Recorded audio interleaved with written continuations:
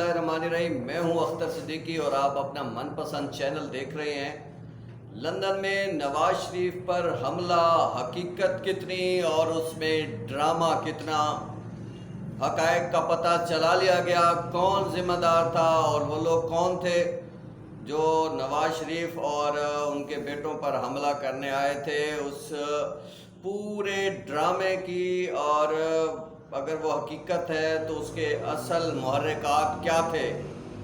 کس کو کس نے ملوث کرنے کی کوشش کی ہے، اور اس کے ساتھ ساتھ آج ہم آپ کو بتائیں گے کہ 1970 میں چینی کے حوالے سے معاملات کیا چل رہے تھے اور آج 50 سال گزار کے بھی معاملات جوں کہ توں کیوں ہیں، اور اس حوالے سے بھی ہم آپ کو حقائق سے آگاہ کریں گے۔ آج لندن میں جو نواز شریف پر حملے اور اس کے حوالے سے نواز شریف لابی اور ان کی بیٹی مریم نواز شریف جس طریقے سے فوج کو مورد الزام ٹھہرا رہی ہے، اور وہ انتہائی بھونڈا انداز ہے کیونکہ حقائق کا پتہ چلا لیا گیا ہے، اور اس وقت جو حقائق منظر عام پر آئے ہیں وہ بڑے دلچسپ ہیں۔ اور حملہ آور کمال یہ تھا کہ ان حملہ آوروں کے پاس نہ تو کوئی اسلحہ تھا اور نہ ہی ان کے پاس سے کوئی چاقو یا ایسی چیزیں ملی ہیں، نہ ہی انہوں نے کوئی نقاب پہنے ہوئے تھے، نہ ہی کوئی اس طرح کی کوئی سچویشن نظر آئی کہ وہ نواز شریف جو ہے اور پولیس کو بلاتے اور اس حوالے سے فوری طور پر انفارم کرتے۔ کمال یہ ہے کہ وہ حملہ آور آئے، ان سے گپ شپ بھی کرتے رہے، اور ناصر بٹ صاحب اس معاملے میں جو ہے وہ ان سے مذاکرات بھی کرتے رہے۔ ان کے ہاتھوں میں فائلیں تھیں اور وہ کمال ہے کہ وہ انہوں نے مذاکرات بھی کیے اور آئے وہ حملہ کرنے تھے اور اسلحہ تھا نہیں، اور ان کے چہروں سے بھی ایسا نہیں لگتا تھا کہ جیسے وہ کسی پر کوئی حملہ کرنے آئے ہوں۔ وہ تو ایسا لگ رہا تھا کہ جیسے وہ کسی اور دفتر میں جانا چاہ رہے تھے، اور جیسے غلطی سے بندہ کہیں سے کہیں چلا جاتا ہے اور معاملات عجیب ہو جاتے ہیں۔ اس کے ساتھ ساتھ حیرت انگیز بات یہ ہے کہ ایک دفعہ وہ گھر پہ جاتے ہیں اور وہاں پہ کوئی معاملہ گفت و شنید ہوتی رہتی ہے، اور اس کے بعد پھر وہ دفتر بھی پہنچ جاتے ہیں، اور ساری صورتحال بڑی دلچسپ اور بڑی مضحکہ خیز ہے۔ اور ویسے جس نے بھی یہ ڈرامہ جو ہے وہ پلان کیا ہے وہ اول درجے کا بیوقوف ہے، کیونکہ پاکستانی اداروں نے یا فوج نے اگر ان کو نشانہ بنانا تھا تو ان کے لیے بہت سارے ذرائع تھے، بہت سارے اور معاملات ہو سکتے ہیں، ڈپلومیٹک طریقے سے بھی ان کو قابو میں لایا جا سکتا تھا۔ پاکستان سے حقیقت تو یہ ہے کہ یہاں سے جانے ہی نہ دیا جاتا، اور اگر نواز شریف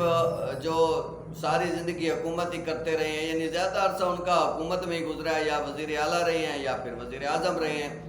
اور انہوں نے اپنی حکومت میں کوئی اسپتال ایسا بنایا نہیں جہاں پہ ان کا علاج ہو سکے، اور وہ پھر علاج بھی لندن کرانے گئے، اور پھر یہاں پہ معافیاں تلافیاں اور جو ہے وہ فوج سے جو ہے بیک ڈور رابطے کر کے ان سے کہا گیا کہ جناب ہمیں علاج کے لیے جانے دیں، برائے مہربانی، جو ہے حالات انتہائی خراب ہیں، صحت بہت زیادہ خراب ہے، ڈاؤن ہے، اور وہ صحت بھی ٹھیک ہو گئی، اور وہ حسین نواز کے دفتر میں بیٹھ کے، حسن نواز کے دفتر میں بیٹھ کے نواز شریف کیا کر رہے تھے، اور پھر اگر یہ حملہ آور ان کو ہی نشانہ بنانے آئے تھے تو پھر انہوں نے کیا کچھ کیوں نہیں، اور پھر انہوں نے پولیس کو بر وقت انفارم کیوں نہیں کیا کہ وہ اس کے خلاف کارروائی کرتے اور معاملات سامنے آتے۔ بہرحال یہ ڈرامہ زیادہ دیر اب جو ہے وہ باقی نہیں رہنا، اور ویسے جو ذرائع نے ہمیں بتایا ہے یہ بٹ صاحب کی مہربانی ہے کہ انہوں نے جو ہے 16 بندوں سے 2 دن پہلے ملاقات کی، اور ان سے کیا ملاقات ہوئی، کیا طے ہوا، کیا ڈرامہ جو ہے وہ رچانے کے لیے ان کو کہا گیا، یہ ساری ایک فلم ہے، اور یہ سارا کچھ جو ہے وہ قومی اداروں کو بدنام کرنے کی ایک اور کوشش ہے، چونکہ نواز شریف کی کوشش ہے پوری کی پوری کہ وہ کسی طرح سے اپنے اس فوج مخالف اور پاکستان کے قومی اداروں کے حوالے سے انہوں نے جو زبان استعمال کی ہوئی ہے اور جو نام نہاد انہوں نے بیانیہ بنایا ہوا ہے، وہ اس کو ترویج دینے کے لیے، اس کو کامیاب کرنے کے لیے یہ نئے جو ہے وہ ڈرامے ساتھ ساتھ پلے کر رہے ہیں۔ حالانکہ حقائق پر اترنے کے لیے تو پھر بہت کچھ کرنا پڑتا ہے اور زخمی بھی کرنا پڑتا ہے خود کو، اور کم از کم اتنا تو بندہ کرتا کہ وہ خود کو زخمی کرتے، کہیں نہ کہیں کوئی شیشہ ٹوٹا ہوا ہوتا، کوئی گرل ٹوٹی ہوتی، کوئی گھسنے کے کوئی آثار ہوتے، اور کوئی ایسے میسیجز سامنے آتے، کوئی کال سامنے آتی۔ ایسا تو کچھ بھی سامنے نہیں آیا، اور کمال یہ ہے کہ حملہ بھی ہو گیا اور پھر انہوں نے واویلا مچانی بھی شروع کر دی۔ اور یہ بڑی دلچسپ کہانی لگتی ہے اور بڑا دلچسپ فسانہ ہے۔ اس لیے جب یہ حقائق سامنے آئیں گے تو پتہ چلے گا کہ کون سچا اور کون جھوٹا، اور نواز شریف پر حملہ کس نے کرایا، اور یہ کیسا حملہ تھا کہ جس میں وہ بالکل سکون سے مذاکرات بھی کرتے رہے ہیں، اور پولیس کو بھی انہوں نے نہیں بلایا، اور وہ قاتلوں کے حوالے سے جو مقصد حملہ آور تھے ان کے پاس اسلحہ بھی نہیں تھا اور وہ فائلوں سے مارنے آئے تھے۔ یہ دنیا کے پہلے حملہ آور دیکھے ہیں جو فائلوں سے بندوں کو جو ہے نا قابو کرنے آئے ہیں۔ اب پتہ نہیں وہ فائلیں کیا تھیں، وہ تو اب پولیس تفتیش کرے گی، ساری چیزیں سامنے آئیں گی تو پتہ چلے گا۔ بہرحال یہ ڈرامہ نمبر 1 ہے، اور اس کی پتہ نہیں اگلی قسط کب نواز شریف صاحب ریلیز کرتے ہیں، کیونکہ نون لیگ کے اندر خود بھی جھگڑے کافی ہو رہے ہیں۔ ایک طرف شہباز شریف کو جو ہے وہ ارکان اسمبلی کہتے ہیں کہ آپ ہمارے جو ہے بڑے ہیں، اور آدھے جو ہے وہ مریم نواز کی چھتری کے نیچے کھڑے ہیں۔ تو ابھی تک تو خود ان کی سمجھ نہیں آ رہی کہ نون لیگ میں کتنی حد تک اتفاق اور اتحاد ہے، اور اوپر سے پھر چودھری نثار علی خان جس طریقے سے پنجاب اسمبلی میں حلف لینے جا رہے ہیں، ان کے حلف لینے کے بعد تو معاملات عجیب ہو جائیں گے۔ مجھے تو لگتا ہی ہے کہ نون لیگ پھر سارے کے سارے ارکان جو ہے وہ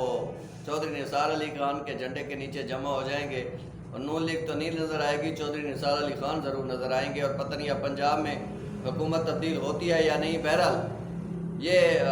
نواز شریف کے ڈرامے جو فوج کے حوالے سے، قومی اداروں کے حوالے سے جس طرح سے انہوں نے یہ ایکٹ کیا ہے، انتہائی مذمت اور قابل مذمت فعل ہے، اور اس طرح کے ڈراموں سے کوئی فرق نہیں پڑنے والا۔ قومی ادارے غیر ضروری سرگرمیوں میں ملوث نہیں ہوتے، یہ ملک کی مفاد کے پیش نظر ملک کی سیکیورٹی کے لیے کام کرتے ہیں۔ اگر تو نواز شریف ملک کی سیکیورٹی کے حوالے سے کوئی تھریٹ بنے ہوئے ہیں، کوئی ایسا کوئی کام کر رہے ہیں، پھر تو کوئی تھوڑا بہت سوچا جا سکتا ہے، لیکن اگر ایسا ہوتا بھی تو ادارے علل اعلان اور قانون کے مطابق ہی کارروائی کرتے۔ بہرحال یہ ڈرامہ ایک چلا، اور آپ نے بھی دیکھا، ہم نے بھی دیکھا کہ قاتل کھڑے ہیں اور مزے ہو رہے ہیں، کوئی پوچھنے والا نہیں، اور مذاکرات ہو رہے ہیں، پولیس کو بلایا ہی نہیں گیا، اور چہرے بھی شناسا لگ رہے ہیں، سکرین پہ بھی سارا کچھ۔ یہ 1-2 دن میں وہ باتیں ساری سامنے آ جائیں گی۔ اس کے بعد ایک اور معاملہ،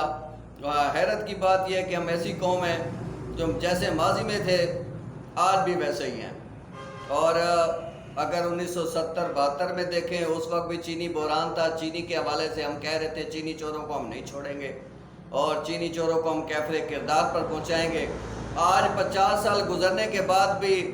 ہماری میڈیا میں وہی خبریں ہیں کہ چینی چوروں کو ہم نہیں چھوڑیں گے، چینی چوروں نے ملک کا ستیہ ناش کر دیا ہے، چینی جو ہے وہ بیرون ملک فروخت کر رہے ہیں، اپنے ہی لوگوں کو بڑی قیمت پہ فروخت کر رہے ہیں، زیادہ قیمت پہ فروخت کر رہے ہیں۔ یہ ہم ایسی ملوں کے خلاف گھیرا تنگ کریں گے اور ان کو بند کریں گے، اور ان لوگوں کے خلاف جو ہے ہم سخت ترین کارروائی کریں گے۔ دلچسپ امر یہ ہے کہ 1972-70 میں بھی یہی لوگ تھے جن کی ملوں کی بات ہو رہی تھی، اور آج بھی وہی ملیں ہیں اور وہی لوگ ہیں، اور کارروائی پتہ نہیں ہوگی یا نہیں۔ بہرحال ایک بات تو طے ہے کہ ماضی میں جو کچھ ڈرامے ہوتے رہے وہ آج بھی چل رہے ہیں اور چلتے رہیں گے، چاہے وہ چینی ہو، چاہے آٹا ہو، چاہے دالیں ہوں، چاہے روزمرہ کی دیگر چیزیں ہوں، ان کی قیمتوں کے اتار چڑھاؤ کی بات ہو، قرضوں کا معاملہ ہو، اور لوٹ کھسوٹ کا معاملہ ہو، بدعنوانیوں کے معاملات ہوں، وہ سارے جیسے ماضی میں ہوتا رہا وہی کھیل اب بھی جاری ہے، اور کردار بدل رہے ہیں، انداز بدل رہے ہیں، اور سسٹم وہی ہے، طریقہ کار وہی ہے، آنے والے وہی ہیں، قومی اسمبلی میں آتے ہیں، سینٹ میں آتے ہیں، اور اس طرح کے کارروائیاں کر کے عوام کو بیوقوف بنا کر کروڑوں اربوں لوٹ کر پھر مزے سے علاج کے نام پر بیرون ملک چلے جاتے ہیں، پھر وہاں سے بیٹھ کے بھی ڈرامے رچاتے ہیں کہ جی ہم پہ حملہ آور ہو گئے، جی ہم پہ حملہ ہو گیا اور فوج نے کرا دیا۔ اور خدا کے بندے، فوج آپ اتنی کمزور سمجھتے ہیں، جس فوج سے پوری دنیا لرزتی ہے، دشمن کانپ جاتے ہیں، جس کو جو ہے بلانے کے لیے، جس سے رابطے رکھنے کے لیے بڑے بڑے ممالک جو ہیں وہ وہ ترس رہے ہوتے ہیں، وہ صرف آپ پر حملے کے لیے چند ایسے بندے ارینج نہیں کر سکتے تھے جو آپ پر صحیح حملہ کر سکتے یا آپ کے خلاف کو کارروائی کر سکتے۔ بہرحال یہ اس طرح کے جھوٹے پراپیگنڈے جو ہے وہ اداروں کو بدنام کرنے کے لیے ہیں، اور انشاءاللہ جنہوں نے یہ ڈرامہ رچایا ہے وہ جلد بے نقاب ہوں گے۔ مریم نواز کی ٹویٹ خود انہی کے منہ پر کالے ملنے کے مترادف ہو جائے گی۔ دیکھتے ہیں کہ پھر اس میں حقائق کتنے ہیں اور ڈرامے اور فسانے کتنے ہیں، اور اللہ کرے کہ عمران خان صاحب جو ہے چینی چوروں کے خلاف واقعی کارروائی کر لیں، کیونکہ 1972 کے بعد 50 سال گزرنے کے بعد اب بھی ہم وہی فیلڈ لے کے کھڑے ہیں، وہی کام لے کے کھڑے ہیں کہ چینی چوروں کے خلاف ہم کارروائی کریں گے۔ اللہ تعالیٰ جو ہے ان کو ہمت دے، طاقت دے کہ وہ مافیا کے خلاف کارروائی کریں، اس ملک کو اب تو کرپشن سے پاک کریں۔ لیکن بعد میں پھر میں یہ بھی سوچتا ہوں کہ جس ملک کا بچہ جس کو 100 روپیہ دودھ کے لیے دیا جاتا ہے اور وہ 90 روپے کا دودھ لے کے آتا ہے، 10 روپے کھا جاتا ہے، جو بچہ گھر سے یہ چیزیں سیکھ رہا ہے، تو جو 10 روپے کی بچپن میں کرپشن کر رہا ہے وہ آگے جا کے کیا کرے گا؟ تو اس لیے کرپشن کے خلاف ہمیں جو ہے اثرات مرتب کرنے کے لیے اور معاملات کو بہتر بنانے کے لیے اور ایسے کرپٹ مافیا کے خلاف سخت ترین کارروائی کرنے کی ضرورت ہے، تبھی ہم جو ہے بدعنوانی کو روک سکیں گے۔ ہمیں اپنے نصاب میں بھی کرپشن کے خلاف بچوں کو آگاہی دینی ہوگی کہ یہ ایک پیسہ بھی کسی گھر سے جو ہے سودا سلف میں بچانا یا کہیں سے بھی بچانا، یہ بھی کرپشن کے زمرے میں آتا ہے اور یہ بھی اچھا فعل نہیں ہے۔ اور بچے جو ہے ان چیزوں سے بچیں، اپنے کردار کو بہتر کریں، اور اس طرح کی کرپشن اگر ماں باپ کو کرتے دیکھیں تو ان کو روکنے کی کوشش کریں تاکہ معاشرہ جو ہے وہ بہتری کی طرف گامزن ہو سکے۔ نئی ویڈیوز کے ساتھ انشاءاللہ ایک بار پھر حاضر خدمت ہوں گے، اس وقت تک کے لیے اجازت دیجیے۔ اپنے میزبان اختر صدیقی کو انشاءاللہ پھر ملتے ہیں۔ آپ اس ویڈیو کو ضرور دیکھیے، دوستوں کو بھی شیئر کیجیے، سبسکرائب کیجیے۔ بہت شکریہ۔